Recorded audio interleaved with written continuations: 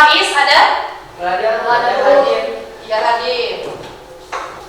Sebelum kita memasuki materi kita yang baru, kita coba dulu tepuk semangat. Tepuk semangat.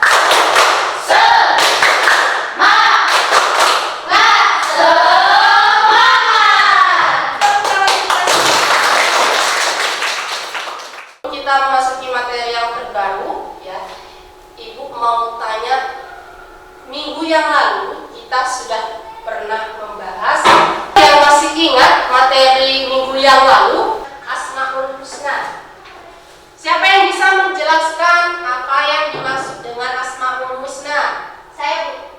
Ya, Faiza. Asmaul Husna adalah nama-nama Allah yang indah, jumlahnya ada 99. Asma berarti nama dan husna berarti yang baik atau yang indah. Jadi Asmaul Husna adalah nama-nama milik Allah yang baik lagi yang indah. Kita kasih aplaus dulu buat Faiza. Selanjutnya kita memasuki materi yang terbaru. Ini yang berkaitan dengan judulnya adalah sholat berjamaah. Siapa yang sering melaksanakan sholat berjamaah? Saya, Bu. Iya, Dali. Kamu sering melaksanakan sholat berjamaah? Iya, sering. Iya. Kira-kira waktunya kapan saja, Nak? Maghrib sama Isya. Maghrib sama Isya. Menurut kalian, pertanyaan yang kedua, menurut kalian apa sih arti daripada sholat berjamaah? Saya, Bu. Iya, Dian. Silakan, Dian. Sholat berjamaah adalah sholat yang dilakukan secara bersama-sama, yang dilakukan sekurang-kurangnya 2 orang yang terdiri di atas 1 orang imam dan bersama makmum. Oke, kita kasih aplaus. Benar sekali ya. Pembahasan kita adalah mengenai indahnya bersama sholat berjamaah. Tujuan daripada pembelajaran yang pertama adalah kalian sebagai peserta didik dapat menganalisis ya, makna sholat wajib berjamaah. Itu yang pertama. Nah, yang ketiga, kalian sebagai peserta didik mampu menunjukkan dalil berkaitan dengan sholat berjamaah. Sholat berjamaah adalah sesuai yang tadi disampaikan oleh Dian, yakni sholat yang dikerjakan oleh 2 orang atau lebih secara bersama-sama. Kemudian salah seorang dari mereka ada yang menjadi imam, kemudian ada juga yang menjadi makmum. Ya, nah, itu pengertian daripada sholat berjamaah. Nah, yang kedua, hukum sholat berjamaah. Hukum sholat berjamaah itu apa? Kita lihat di sini ya. Hukum sholat berjamaah adalah sunnah muakkadah. Ya. Arti daripada sunnah muakkadah yakni sunnah yang sangat dianjurkan.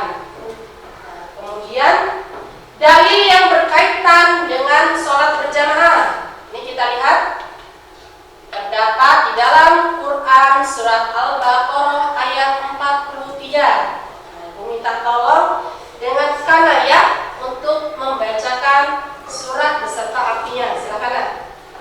Bismillahirrahmanirrahim.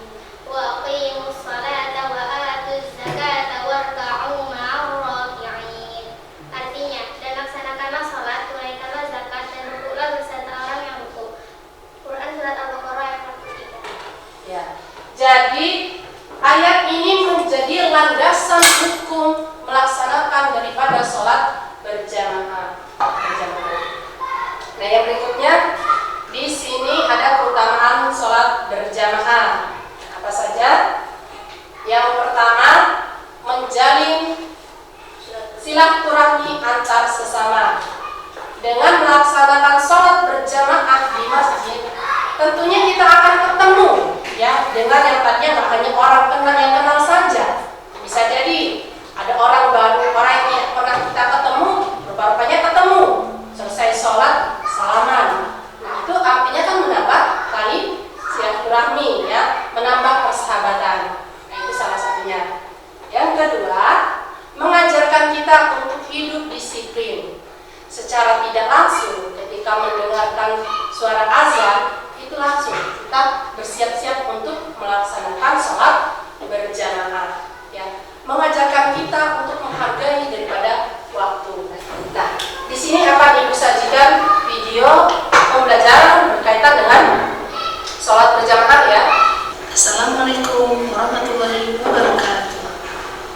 Rabbikum.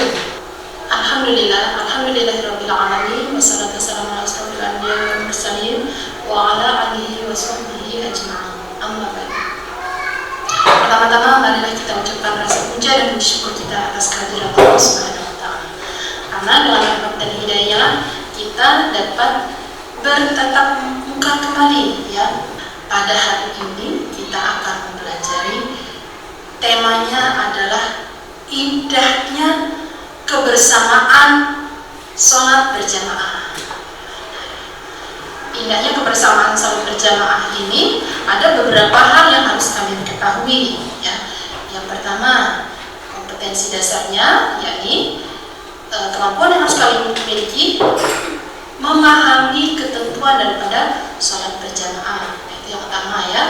Kemudian indikatornya ini yang pertama menjelaskan pengertian sholat wajib berjamaah dan dasar hukumnya, kemudian menjelaskan syarat sah sholat berjamaah, menyebutkan hukum sholat masbuk, kemudian menyebutkan halangan bagi yang tidak bisa melaksanakan sholat berjamaah, dan menyebutkan keutamaan sholat berjamaah.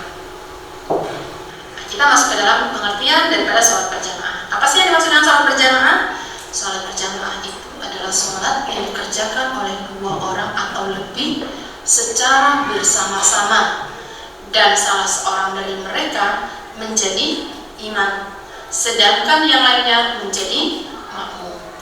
Nah, landasan hukumnya adalah ini berkaitan dengan keutamaan sholat berjamaah adalah bila kita melakukan sholat sendiri ataupun sholat munfarid, perbandingannya adalah perbandingan pahalanya yakni 1 berbanding 27 derajat. Nah, ini berdasarkan daripada hadis Rasulullah yang diriwayatkan oleh Bukhari dan Muslim.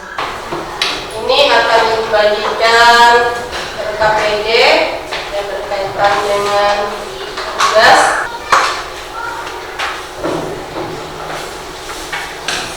Jadi di depan ada beberapa gambar yang mana kalian harus diskusikan. Nanti ada perintahnya. Terdapat ada 2 buah gambar ya kan ya. Pada kedua gambar ini kalian diminta untuk menanggapi ya, sesuai dengan perintahnya apa. Oke, sebelumnya ibu bagi kelompok dulu. Bagi kelompok diskusi dulu ya. Ini sudah ibu perangkat. Untuk kelompok 1 ada Cika, kemudian ada Faiza, Rafid, Resti dengan Gali. Jadi 2 kelompok akan membahas topik yang sama.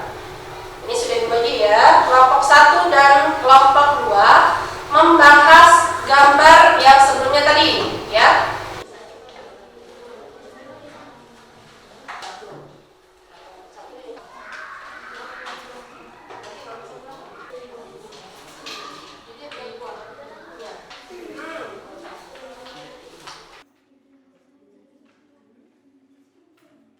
Ya, silakan maju perwakilan dari masing-masing kelompok. Diskusinya. Assalamualaikum warahmatullahi wabarakatuh. Waalaikumsalam warahmatullahi wabarakatuh. Saya Faiza Safina, perwakilan kelompok 1. Susunan sholat sudah sesuai dengan ketentuan sholat berjamaah, terdiri dari imam dan makmum. Kemudian posisi imam berada pada bagian paling depan dan makmum di bagian paling belakang berjamaah. Akan tetapi dalam pelaksanaannya kriteria imam dan makmum masih belum memenuhi syarat sebagaimana syarat imam dan makmum yang baik dan benar. Imam melaksanakan sholat dengan terburu-buru tanpa memperhatikan kondisi makmumnya, dan juga imam yang terlalu panjang bacaan suratnya, itu pun tidak diperbolehkan, harus benar-benar memperhatikan kondisi daripada makmumnya. Itu saja? Iya, Bu. Ya, kita kasih aplaus dulu untuk kelompok 1. Terima kasih untuk kelompok 1. Silakan kelompok 2. Nah, ini juga benar ya. Nah, kita kasih aplaus dulu untuk kedua kelompok ini. Silakan. Ini ada reward juga untuk kelompok 3 dan kelompok 4. Sini nah. Yang bisa menjawab kasih hadiah ya. Dan sebaik mungkin. Berkaitan dengan tadi hasil diskusi yang telah dipresentasikan atau yang telah dipaparkan oleh beberapa kelompok di antara kalian, kira-kira ada yang mau ditanyakan? Ya, boleh ditanyakan sesuai dengan hasil diskusi kelompok berapa kelompok tadi? Iya, Bian.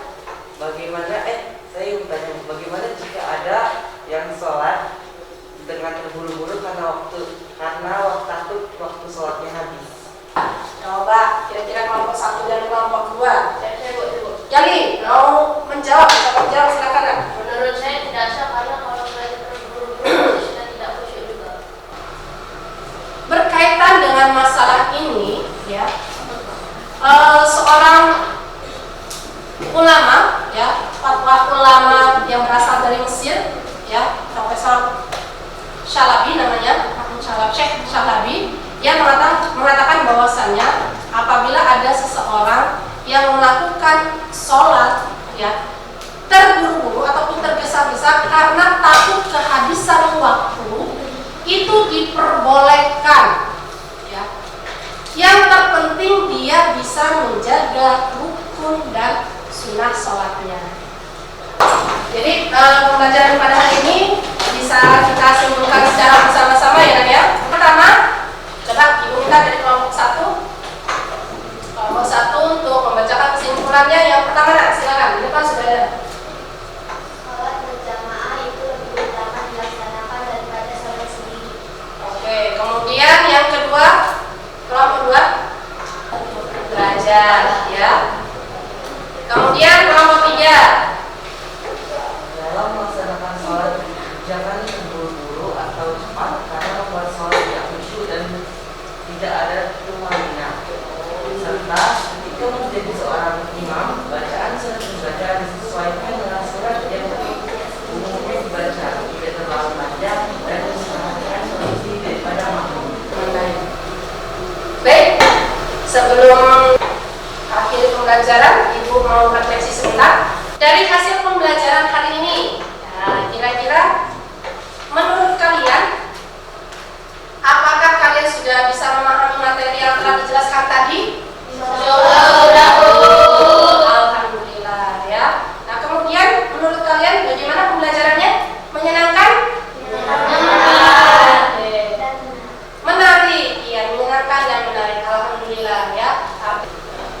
Baik, untuk hari ini kegiatan kita cukupkan terlebih dahulu. Ini ada evaluasi pembelajaran. Kalian kerjakan dulu, ada proses ya. Waktunya sebentar, ini ibu kirim linknya. Ya. Minggu depan kita lanjutkan lagi dengan masih topik yang sama, ya, tentang sholat berjamaah. Sama-sama kita membaca doa selesai belajar. Silakan dipimpin dulu. Semua siap? Siap. Berdoa mulai. Baiklah, pembelajaran hari ini kita tutup dengan sama-sama membaca Alhamdulillah Rabbil Alamin. Wabillahi taufiq wal hidayah.